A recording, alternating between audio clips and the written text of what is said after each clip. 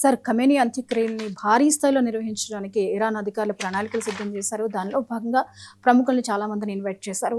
ప్రధాని మోదీని కూడా ఆహ్వానించడం జరిగింది. నిర్వహించే ఈ కార్యక్రమంపై మీ విశ్లేషణ ఏంటి సార్?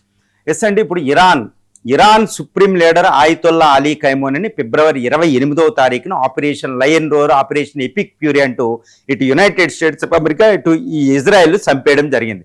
మొట్టమొదటి యుద్ధం మొదలైన ఫస్ట్ నిమిషంలోనే Ayatollah Ali Khamenei supreme leader, almost 35 సంవత్సరాల పాటు సుప్రీం లీడర్గా ఇరాన్కి పనిచేసిన అధ్యక్షుడిని, సుప్రీం లీడర్ని చంపేయడం జరిగింది.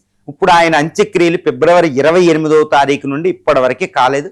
ఆయన టెహరాన్లో చాలా జాగ్రత్తగా ఆయన డెడ్ బాడీని జాగ్రత్తగా అక్కడ ప్రిజర్వ్ చేయడం జరిగింది.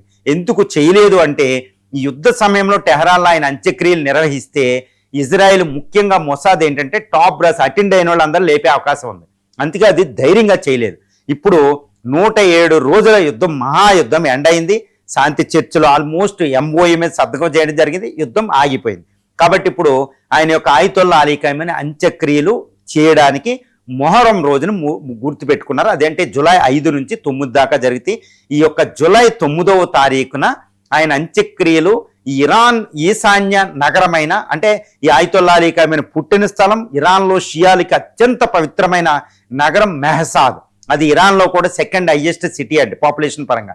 అక్కడ ఆయన అంత్యక్రియలు జరగబోతున్నాయి. దీనికి ఇండియన్ ప్రైమ్ మినిస్టర్ నరేంద్ర మోడీని ఆహ్వానించడం జరిగింది ఇరాన్ అధ్యక్షుడు మసూద్ పెజాస్కియాన్. నరేంద్ర మోడీతో పాటు ఇటు చైనా అధ్యక్షుడిని, అటు రష్యా అధ్యక్షుడిని, ఇంకా పాకిస్తాన్ నుంచి అందరినీ ఇన్వైట్ చేయడం జరిగింది. చాలా సుమారు 20-25 దేశాల నుంచి, ముస్లిం దేశాలు, ఇరాక్ నుంచి కూడా, ముఖ్యంగా షియా కంట్రీస్ నుంచి, మరి మలేషియా, ఈ దేశాల నుంచి ఎవరు వెళతారు, ఎందుకు ఇరాన్ ఇంతమందిని ఇన్వైట్ చేసింది అంటే, నాకు తెలిసినంత అసెస్మెంట్ ప్రకారం ఏంటంటే, అమెరికాపై ఇరాన్ గెలుపుని ఒక పెద్ద విజయోత్సవ ర్యాలీగా నిర్వహించబోతుంది. ఎందుకంటే ఆయితొల్లా అలీ ఖైమోనీ ఇప్పుడు ఇస్లామిక్ చట్టాల ప్రకారం ఇరాన్ ఏమంటుందంటే, ఇరాన్ ప్రజలు ఏం చెప్తున్నారు IRGC అంటే, ఈయన మార్టీర్డమ్, వీర మరణం పొందారు ఖురాన్ ప్రకారం ఆయన యొక్క.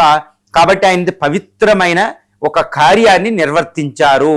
కాబట్టి ఆయన విజయం సాధించారు అమెరికా మీద. కాబట్టి విజయోత్సవ ర్యాలీ అనుకుంటూ ఒకటి నిర్వహించబోతుంది. మరి ఇది ఎవరికి షాక్ అంటే, ట్రంప్కి షాక్ అండి. ఎందుకంటే టెహరాను, ఇంకా కొన్ని సిటీలు, ఫైనల్గా మెహసాద్లో, అన్ని సిటీల్లో ఆయన శవయాత్ర జరగబోతుంది, పవిత్రంగా జరగబోతుంది, ముస్లిం సాంప్రదాయాలు, ఖురాన్ సాంప్రదాయాలకు అనుకూలంగా.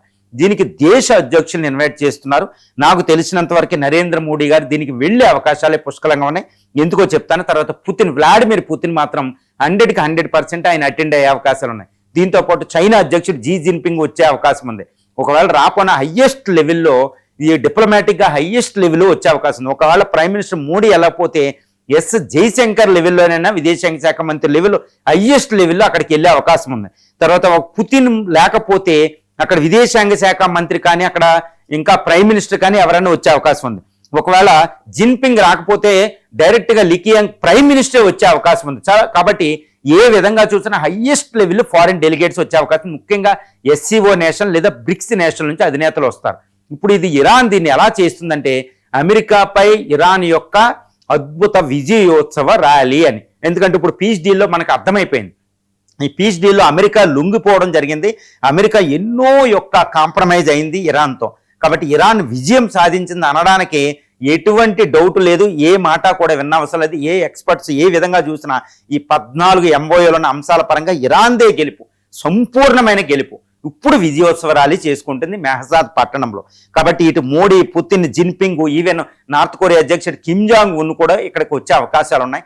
తర్వాత ఇటు పాకిస్తాన్ నుంచి నేతలు కూడా వచ్చే అవకాశం ఉంది. మరి ఇండియన్ ప్రధాని ఎందుకు వెళ్ళే అవకాశం ఉంది అని నేను ఎందుకు చెప్తున్నానంటే, ఇరాన్ అనేది కీలకమైన దేశం. ఇప్పుడు అమెరికా ఇరాన్ యుద్ధం చేసుకున్నా, ఇజ్రాయెల్ ఇరాన్ యుద్ధం చేసుకున్నా, ఇరాన్ ఇండియా సంబంధాలు చూస్తే ఒక సివిలైజేషనల్ రిలేషన్స్ ఉంది. సివిలైజేషన్, మెసపోటేమియా సివిలైజేషన్ తర్వాత కింగ్స్ నుంచి కూడా మనకు రిలేషన్షిప్ ఉంది, ఈవెన్ పోరస్ టైం నుంచి కూడా. కాబట్టి దాన్ని ప్రిజర్వ్ చేసుకోవాలి. అక్కడ చాబహార్ పోర్ట్ అనేది ఇప్పుడు మనం ఓపెన్ చేయాల్సిన అవసరం ఉంది. మిడిల్ ఈస్ట్లో పాకిస్తాన్కి, చైనాకి ఎగ్నెస్ట్గా దాని చర్చలు జరుగుతున్నాయి. తర్వాత ఇరాన్ ఆయిల్ మీద ఆంక్షలు ఎత్తేసింది అమెరికా. కాబట్టి ప్రపంచంలో 3వ అతిపెద్ద సహజ వనరులు ఉన్న దేశంగా ఆయిల్ అనేది మనకు అవసరం. అక్కడ ఫార్మాస్యూటికల్స్ అవసరం, కొన్ని మినరల్స్ అవసరం. కాబట్టి మన దగ్గరలో ఉన్న ఇరాన్తో చాలా మంచి సంబంధాలు మన ఎనర్జీ సెక్యూరిటీలో అవసరం. తర్వాత గల్ఫ్ రీజన్ ఇప్పుడు అది సూపర్ పవర్గా తయారైంది. ఆ దేశంతో సంబంధాలు మనకు అత్యవసరం. చూసారా, ఇప్పుడు అమెరికా ఇరాన్ యుద్ధం జరిగేటప్పుడు కూడా హర్ముజ్ స్ట్రైట్ల ద్వారా మన నౌకలు వచ్చినాయి అంటే ఇరాన్తో మనకున్న సత్సంబంధాల వల్లే. అదేంటంటే అందుకనే ఆయితుల్లా అలీ ఖమేనీ మొట్టమొదట్లో ఆయన చనిపోయినందుకు సంతాపం ప్రకటించకపోయినా ఇరాన్ షిప్ని రక్షించి మనం తర్వాత ప్రకటించడం జరిగింది. కాబట్టి ఇరాన్తో కూడా మనకు సంబంధాలు అవసరం. తర్వాత మన ఫారిన్ పాలసీ ప్రకారం కూడా మల్టీ అలైన్మెంట్, అన్ని దేశాలతో సమానమైన సంబంధాలు. కాబట్టి అమెరికాకి ఎగినెస్ట్ కాదు ఇది, ఇజ్రాయెల్కి ఎగినెస్ట్ కాదు. ప్రైమ్ మినిస్టర్ ఇజ్రాయెల్ వెళ్ళినా ఇరాన్ వెళ్ళకూడదని లేదు, అదే మల్టీ అలైన్మెంట్. సో ఈ మెసేజ్ పూర్తిగా ఇవ్వగలుగుతుంది. తర్వాత ఇరాన్ బ్రిక్స్లో సభ్యదేశం, తర్వాత ఇరాన్ అనేది ఎస్సీఓలో సభ్యదేశం, ఇది Shanghai cooperation organisation, Asian partner. ఇది రష్యాకి ఫ్రెండే, చైనాకి ఫ్రెండే. కాబట్టి మనం కూడా ఫ్రెండ్షిప్ అనేది మిడిల్ ఈస్ట్లో మన ప్రాబల్యం ఉండాలంటే అక్కడ ఉండాలి. తర్వాత ఇప్పుడు పాకిస్తాన్ ఏంటంటే శాంతి ఒప్పందం చేసి పెద్ద పీస్ బ్రోకర్గా అవతరించింది. కాబట్టి ఇటు ఇరాన్తోనూ అమెరికాను సంబంధాలు పెట్టుకుంది. కాబట్టి ఇలాంటి క్షణంలో మనం ఇరాన్కి దగ్గర అవ్వడం వల్ల ఇటు చైనాని పాకిస్తాన్ కూడా చెక్ పెట్టవచ్చు. తర్వాత Islamic NATO Pakistan Saudi Arabia ఏర్పాటు చేసిన దానికి చెక్ మేట్ పెట్టడానికి ఇరాన్ సిద్ధంగా ఉంది. కాబట్టి ఇది మనకి ఇంపార్టెంట్. తర్వాత ఇటు ఇజ్రాయెల్ ఇరాన్ల మధ్య యుద్ధం రాబోతుంది. దీన్ని మనం ఆపాలి అంటే, ఎందుకంటే ఇద్దరు మిత్ర దేశాలే, ఆపాలి, మిడిల్ ఈస్ట్లో ఉండాలి, హర్ముజ్ స్ట్రైట్ ఎప్పుడు ఆయిల్ ప్రవాహం శాంతి ఉండాలి అంటే ఇరాన్ అవసరం. తర్వాత అక్కడ ఉన్న 1 కోటి మంది భారతీయుల రక్షణకి ఇరాన్ అక్కడ అటాక్ చేయకూడదు.